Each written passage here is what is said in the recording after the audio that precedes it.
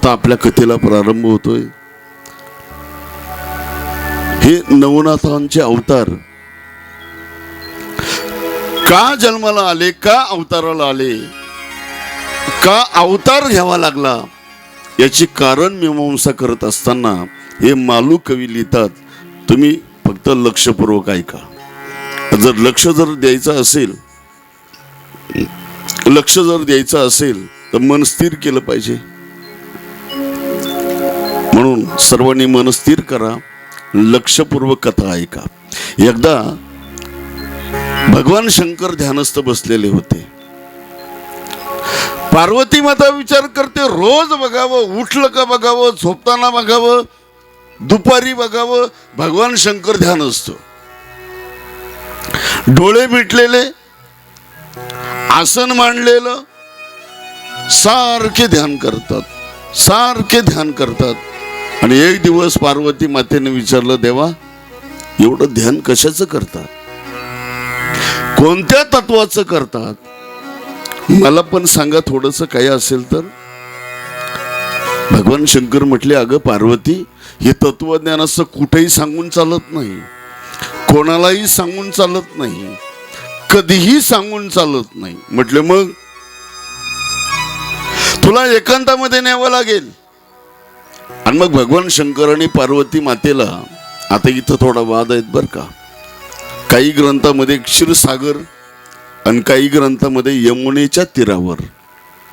आता आपण यमुनेच्या तीरावर घेऊ। भगवान शंकर आणि पार्वती माता यमुना मातेच्या तीरावर पार्वती मातेला तत्वज्ञान सांगायला सुरुवात करतात। आणि भगवान शंकर तत्वज्ञान सांगतात, पार्वती माता तत्वज्ञान ऐकते। आता भगवान शंकर सांगता तत्वज्ञान सांगता भगवान शंकराने डोळे झाकले आणि तत्वज्ञान सांगायला सुरुवात केली। पार्वती माता पण तत्वज्ञान ऐकते, पण तत्वज्ञान ऐकता एक गंमत घडली। पार्वती माता तत्वज्ञान ऐकता पार्वती मातेला काय लागली, समाधी। ती म्हातारीमध्ये झोप लागली।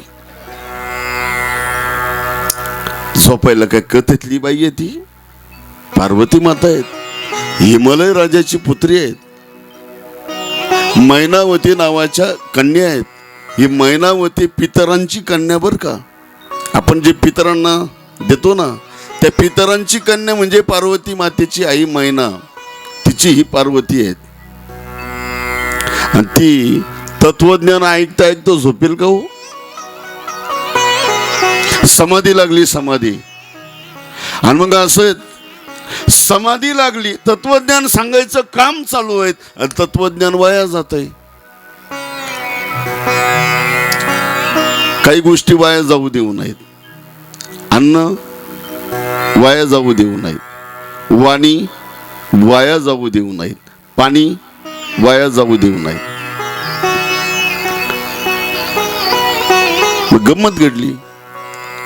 पार्वती माता जर समाधीत असेल, चित्त जर नसेल कथेकडे, तत्वज्ञानाकडे, तर ते वाया जातं।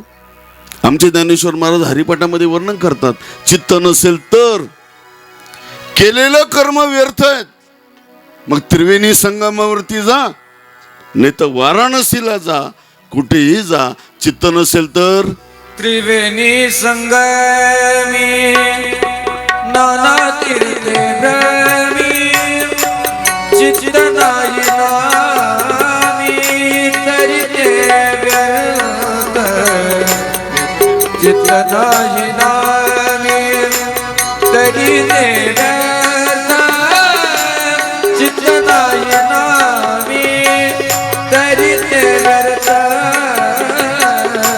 त्रिवेणी संगमी नाना तीर्थे भ्रमी, त्रिवेणी संगमी नाना तीर्थे भ्रमी, चित्त नाही नामी तरी ते व्यर्थ, चित्त नाही नामी। आमचे ज्ञानेश्वर महाराज हरिपाठामध्ये वर्णन करतात, कथा ऐकायला बसले आणि चित्त जर नसेल तर केलेलं व्यर्थ.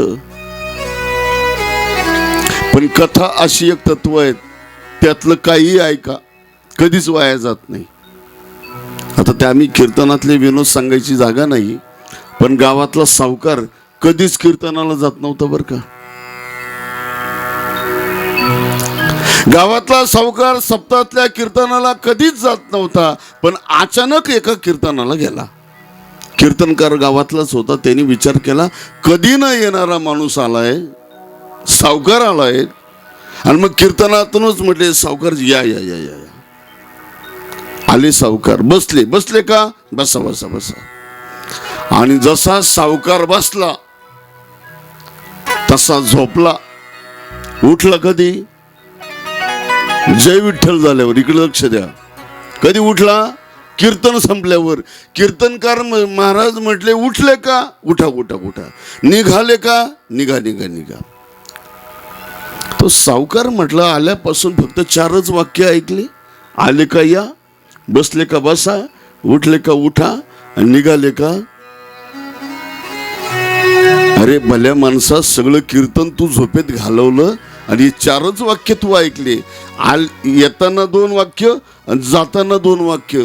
कारण म्हणतो कसा कीर्तनामध्ये काय, आले का या, बसले का बसा, उठले का उठा, आणि निघाले का.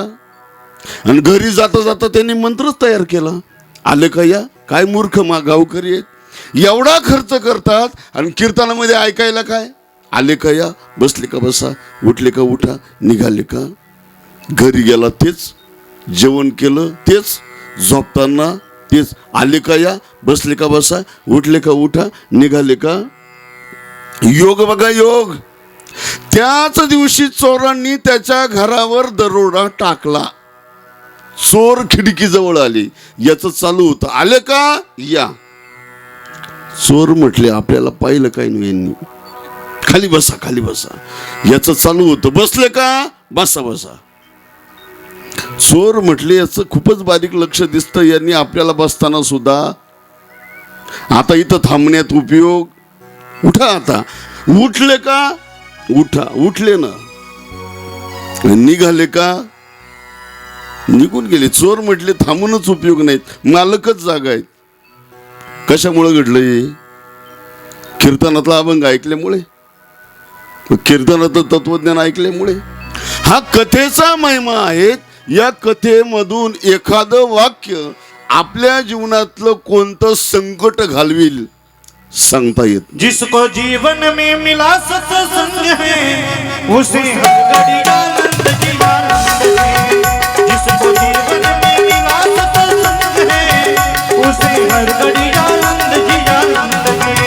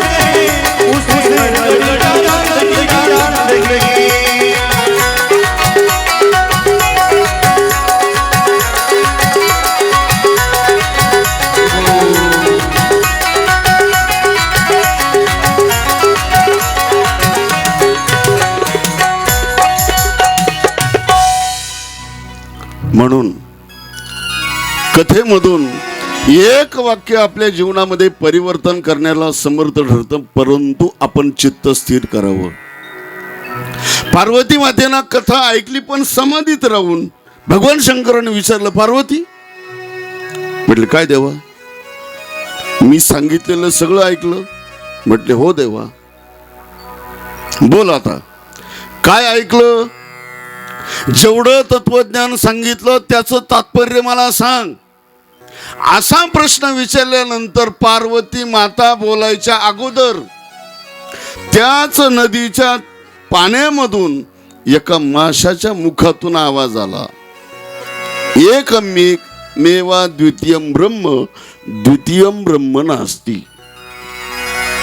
म्हणजे या जगतामध्ये एकमेव तत्व जर काय असेल तर ते ब्रह्मतत्व आहे, त्याच्या व्यतिरिक्त सगळं खोट आहे. असा आवाज आला.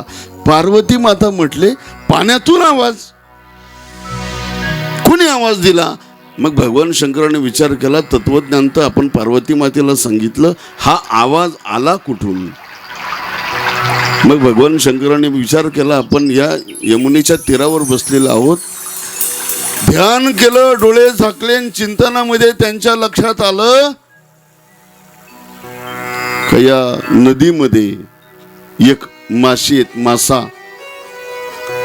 आणि या माशाच्या उदरामध्ये कवी नारायण नावाचे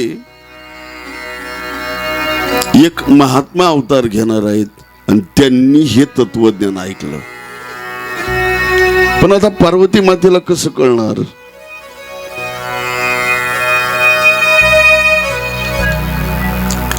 मग पार्वती माते करता भगवान शंकरांनी एक कथा सांगायला सुरुवात केली.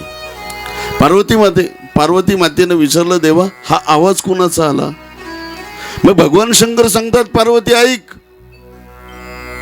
या माशाच्या उदरामध्ये जो महात्मा जन्माला येणार आहेत याचं नाव आहे कवी. एकदा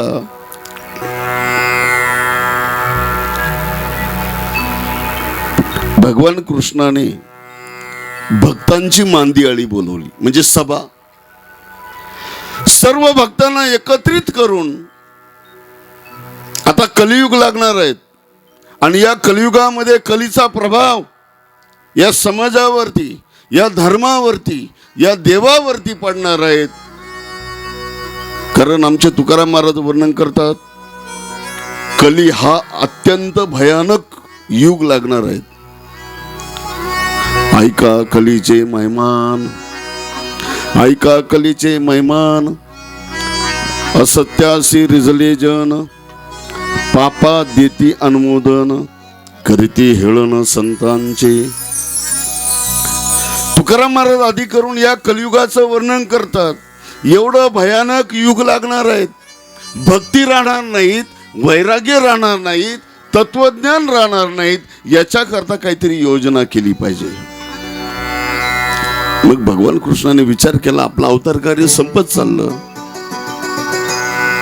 आपला अवतार कार्य संपून गेल्यानंतर या जगताचं काय होणार, याकरता भगवान श्रीकृष्णाने या भक्तांची मांदियाळी बोलवली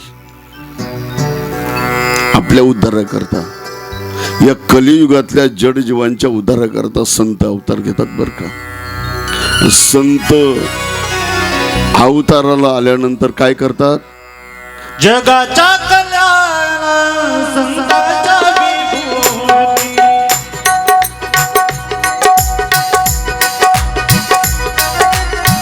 जगाच्या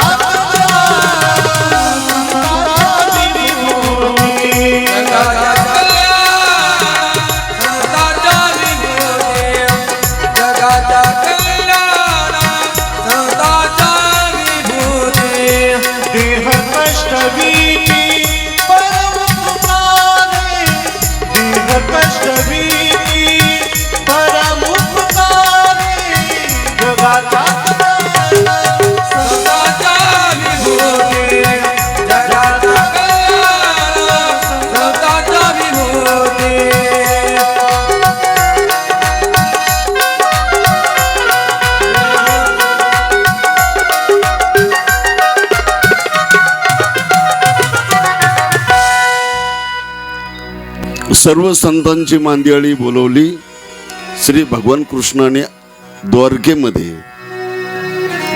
आता ते भक्तांची यादी जर आपण बघितली ना, थोर थोर भक्त बोलवले का आता तुम्हाला कलियुगामध्ये अवतार घ्यायचा आहे. कोण कोण भक्त बोलवली मी नावं वाचतो, तुम्ही लक्षपूर्वक ऐका. त्याच्यामध्ये वाल्मिकी, शुकमुनी, व्यास, उद्धव, जामवंत, बलराम, ब्रह्मा, विष्णू, महेश, योगमाया आणि नवनारायण या सर्वांना आमंत्रित केलं द्वारकेमध्ये. आणि त्यांची त्या सभेमध्ये भगवान कृष्णाने सांगितलं, आता सगळ्यांनी का लक्षपूर्वक ऐका, आता कलियुग लागेल, या कलीचा प्रभाव या समाजावरती, या जीवावरती पडेल. चांगलं काम करण्याची इच्छा प्रवृत्ती राहणार नाही, धर्म टिकणार नाही, परधर्माचं आक्रमण होईल, पापाकडे वृत्ती वाढेल, अधर्म बळावेल. तसंच घडतंय ना, आता घडतं का नाही? चांगलं काम करायचं म्हटलं का आडवे येणाऱ्यांची संख्या जास्त, वाईट कर्म करायचं म्हटलं का सर्व मदत करतील. मी तर म्हणतो, आपल्या कार्याला जर कुणी आडवं आलं, कर्म जर चांगलं असेल आणि विरोधक जर भरपूर असतील, तर ही चांगल्या कामाची पावती आहेत बर का. म्हणजे काय, सौरभ महाराज, ज्या वेळेला आपल्याला विरोधक असतील त्याच वेळेला समजायचं की आपलं काम योग्य मार्गाने चाललेलं आहे. कारण हे विरोधकच आपल्याला शिकवत असतात. आपल्या जीवनामध्ये विरोधक असावा, कारण तो आपला शिक्षक असतो. आता करोना नावाचा रोग येऊन गेला ना, आजार झालाच ना, शिकले का पण काही? तुम्ही त्याला संकट समजून बसलात, पण आमचे संत सांगतात ते संकट नव्हतं, तो तुमचा गुरुच बनून गेला. तो तुम्हाला असं सांगून गेला, 5,000 सुद्धा लग्न होतं, 25 लाखाचं लग्न करोनामध्ये 5,000च झालं. हे कोणी शिकवलं तुम्हाला? आपल्या जवळचा मित्र कोण, खरा कोणता आणि खोटा कोणता, कोणी शिकवलं? मित्र कोणी शिकवली? करोनानीच. आपला आणि परका हे कोणी शिकवलं? त्याने शिकवलं. एवढंच कशाला, त्या काळामध्ये बायको सुद्धा दारातून ताटाशी सरकून देत होती. कारण जगताचं वर्णन करत असताना तुकाराम महाराज आमच्या काकड्यामध्ये सुद्धा वर्णन करतात, धनदारा पुत्रजन बंधू सोय रे पिशोन, सर्व मिथ्या हे जाणून शरणारी गा देवासी. या जगतामध्ये आपण एकटंच आलो, एकटंच जाणार. फक्त हा परिवार आपल्याला जोडलेला आहे, आपण त्यांना जोडलेले आहोत. पण जाताना आणि येताना आपण मात्र एकटेच. निकले हो जाने ही शेवटी, निकले हो जाने ही शेवटी, जाने की शेवटी, निकले हो जाने की शेवटी. येथे राहण्याची नाही कल्पकोटी, येथे राहण्याची नाही कल्पकोटी, येथे राहण्याची नाही कल्पकोटी, येथे राहण्याची नाही कल्पकोटी. जोडिले धन तेन चले हो शेवटी, जोडिले धन तेन चले हो शेवटी, जोडिले जगतीन चले हो शेवटी, जोडिले जगतीन चले हो शेवटी. म्हणून आलिया सबळ्याचे भेटी हो, म्हणून आलिया सबळ्याचे भेटी हो, म्हणून आलिया सावळ्याची भेटी हो, म्हणून आलिया सावळ्याची भेटी. म्हणून आलिया सबळ्याचे भेटी हो, म्हणून आलिया सबळ्याचे भेटी हो, म्हणून आलिया सबळ्याचे भेटी हो. आता झाला हो याच्या पायावरी, आता झाला हो याच्या पायावरी, आता झाला हो याच्या पायावरी, आता झाला हो याच्या पायावरी.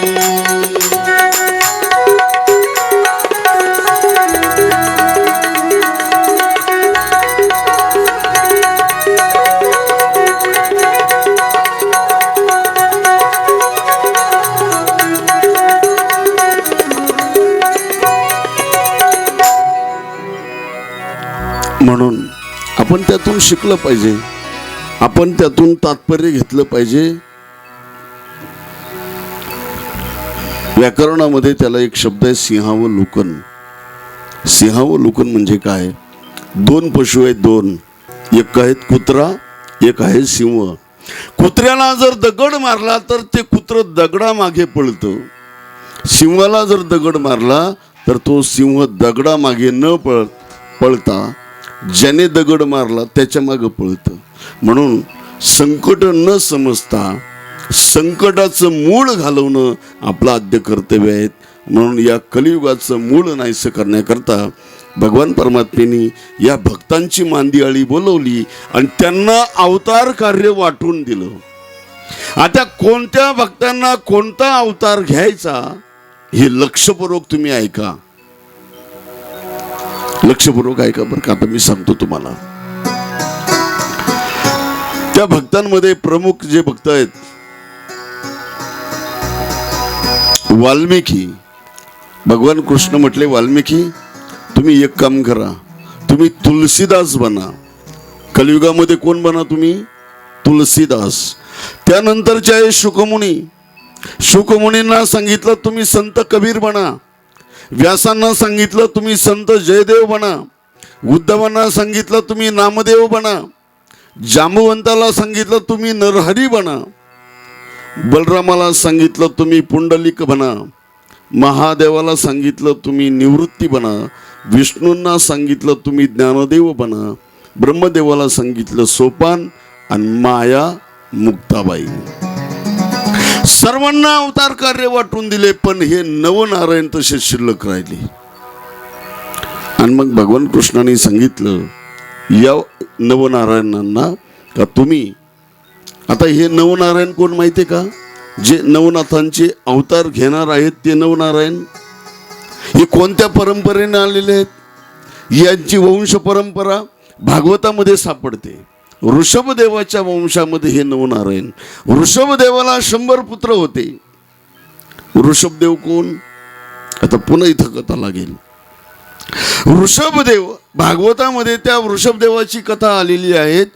आणि त्या वृषभदेवाला 100 पुत्र होती. त्या 100 पुत्रांमध्ये जे 9 पुत्र होते ते हरिभक्त निघाले, भगवत भक्त निघाले. आणि ते 9 पुत्र म्हणजे हे नवनारायण.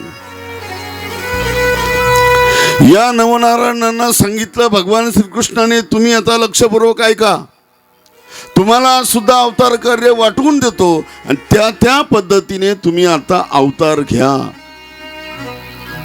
आणि मग कोणत्या नारायणाला कोणता अवतार घ्यायचा, कोणत्या काळात घ्यायचा, कोणत्या जागेवर घ्यायचा हे निश्चित करून टाकलं भगवान कृष्णाने. ऐका आता ते नवनारायण कोणते आणि त्यांचे अवतार कोणते, लक्षपूर्वक ऐका. पहिले आहेत कवी नारायण. भगवान परमात्मा म्हटले, कवी तू मच्छिंद्रनाथाचा अवतार घ्यायचा. दुसरे अवतार आहे हरिनारायण. त्यांना सांगितलं तुम्ही गोरक्षनाथाचा अवतार घ्यायचा. अंतरिक्षाला सांगितलं तुम्ही जालिंदरनाथ अवतार घ्यायचा. प्रबुद्धांना सांगितलं तुम्ही कानिपनाथ अवतार घ्यायचा. पिप्पल मुनी नारायणाला सांगितलं तुम्ही चरपटीनाथ अवतार घ्यायचा. अग्निहोत्रांना सांगितलं तुम्ही वटसिद्ध नागनाथ अवतार घ्यायचा. दुर्मिळांना सांगितलं तुम्ही भरतरी अवतार घ्यायचा. आणि चमसांना सांगितलं तुम्ही रेवणनाथ. आणि करवजनांना सांगितलं तुम्ही गैनीनाथ. या नवनारायणांना भगवान परमात्म्याने अवतार कार्य वाटून दिले. आणि ते आता आज फक्त मला मच्छिंद्रनाथाचा जन्म करायचा आहे. मच्छिंद्रनाथांची कथा, 2 नाथांची कथा सांगून आपल्याला उद्याची कथा, उद्या 2 नाथांची कथा पाहिजे. वेळ आपला संपलेला आहे. फक्त तुम्हाला गैनीनाथांपासून वारकरी संप्रदाय कसा तयार झाला अगदी थोडक्यामध्ये सांगतो. आपल्या कथेला विराम देतो. तत्पूर्वी थोडंसं 2 मिनिटाचं भजन करा, म्हणजे आपलं मन स्थिर होईल. कथा आपल्याला ऐकायला मिळेल. अलख निरंजन अलख निरंजन जय गिरिवर जय गिरनारी. अलख निरंजन अलख निरंजन जय गिरिवर जय गिरनारी.